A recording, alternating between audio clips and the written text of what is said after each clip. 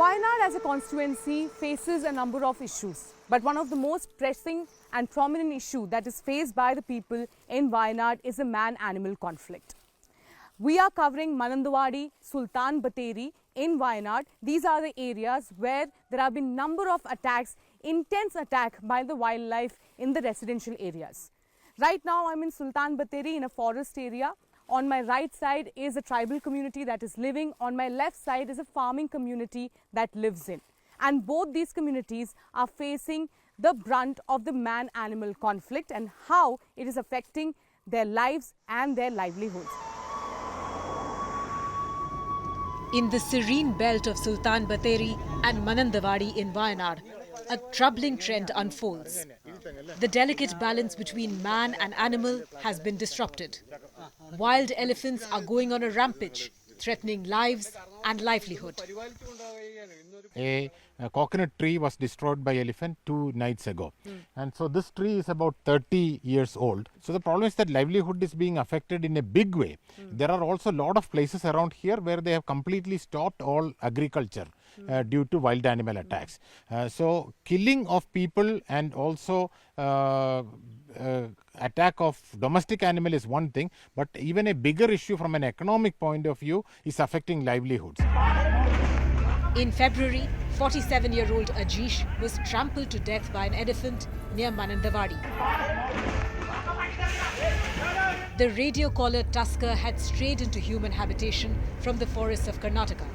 Ajish's death, which was the fifth such one since January, triggered massive protests.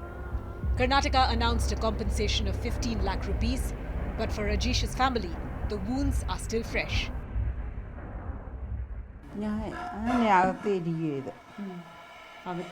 I was inside. I didn't know anything until I heard my grandkids crying and running. In last 13 years, this is the third incident of attack in our area. My son went to cut the crops early morning.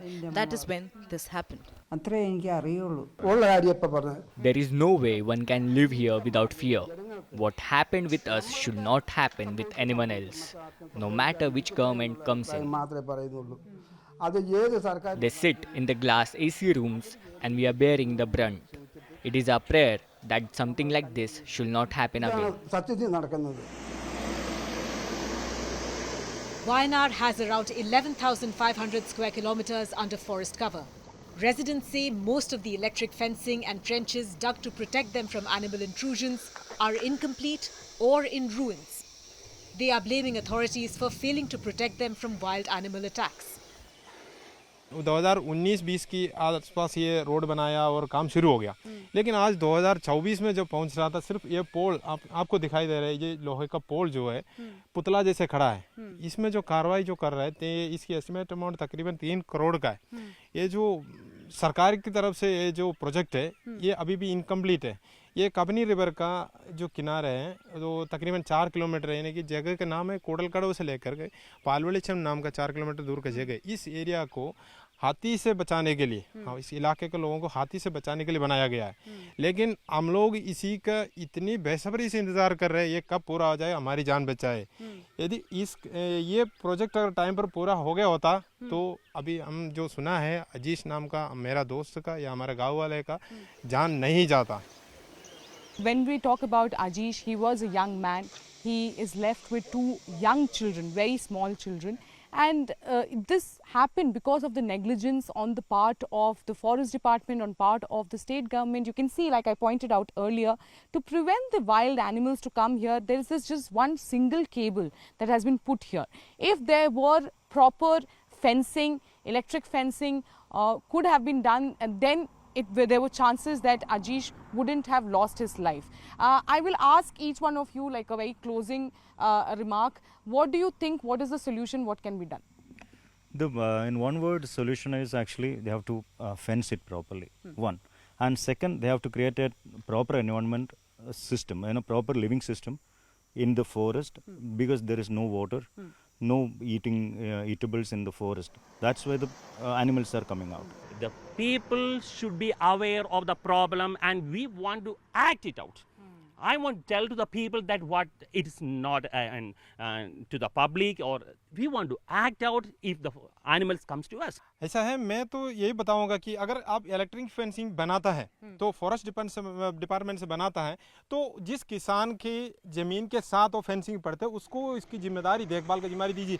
So, you heard all the solutions that the people have in mind. Some have been saying that there should be a proper fencing that should be put in place when it comes to such areas. Apart from that, the law need to be amended. If the wild animals are entering the residential areas, entering the areas where the locals are living, then they should be given the right to neutralize them. So this is what the demand and the need of course, the locals in Wayanad have been asking for. It's not just elephants. In December 2023, 36-year-old Prajesh was killed by a man-eating tiger when he was gathering fodder just half a meter from his house in Wayanad. His grieving mother prays that no one else suffers the same fate. We are farmers and we have cattle also. This is our livelihood for 18 years. We've had to sell our cows because it was not possible to take him out to feed on fodder due to the fear of tiger in the area. Now we only have a goat and one cow.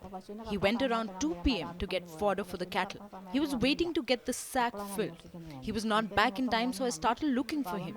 And his brother also started looking for him. That is when we saw his.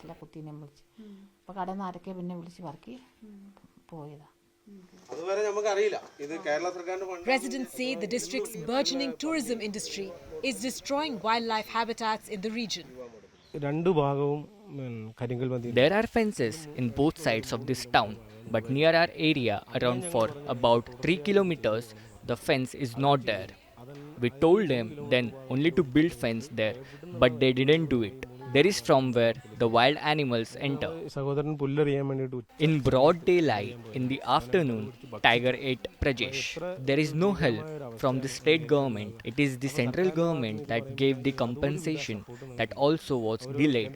The governor had to come here and he expedited the situation. The issue is old, yes, since 2010. The presence of tigers are here in the area, but the intensity of such attacks have increased. You can see tigers frequently here. There are multiple issues that Wayanad is of course facing right now. The prominent one is the animal-man conflict, and due to which there has been repercussions, and it has in fact affected a number of other industry. One such industry is the tourism industry, and I am joined by professionals from the tourism industry. I'm going to begin with you. Yeah. So when we talk about Wayanad, the most prominent issue right now is the man-animal conflict, yes, and which has in a way affected the tourism industry. How has it affected the tourism industry? Yeah, actually the main problem is man and wild animal conflict. It's badly affected in the tourism industry, because everywhere there is a problem will be there. But right now what we are facing it is there are main attraction of the destination it's already closed. More than 8 destinations under the forest department, it is already closed. Because of the other destinations also it's open. Even we are very close to the Karnataka and Tamil Nadu border, because all those places are still it's working on, and this is already it's closed. It is badly affected in Wayanad tourism industry. Okay. So you are someone who manages a resort. How has it affected you with the tourism industry taking a hit? How has it affected you? As you know, Wayanad is a market for a leisure. People come for a relaxation and sightseeing kind of thing. If the destinations are closed, they will travel for the next options. If you're looking for Wayanad, our feeder market is Bangalore. So nowadays the Bangalore crowd was started moving to Ooty, Coorg kind of things. They have a multiple options over there, and almost all the destinations are open in that areas. The inflow of the people has also affected, is it? Has people are less tourists are coming here because the destinations have been closed? Is that the situation? So many destinations are closed, but the nearest Tamil Nadu, Kerala forest department destinations are also open. So the people are going to that side. This is near the Nagargola, Mudumala, that's the forest department. Destination will be open. Some people will change the route to Nagargola and Karnataka, Ooty. Okay, so in last few months what is the situation? Is it ever since the man-animal conflict has happened, or ever since, you know, in Wayanad, the tourism industry has been affected for quite some time? I just want to know the timing, how much month it took for it to affect. No, right now the main issue was that within last couple of months, like the man-animal conflict is increased drastically. And at that time, they took a decision to shut down all the forest eco centers. So when everything was shut down, obviously our business has gone very much down. The loss of habitat and climate change and its impact on the ecosystem have contributed to rising human-animal conflicts and turned Kerala's lush green landscape into killing fields.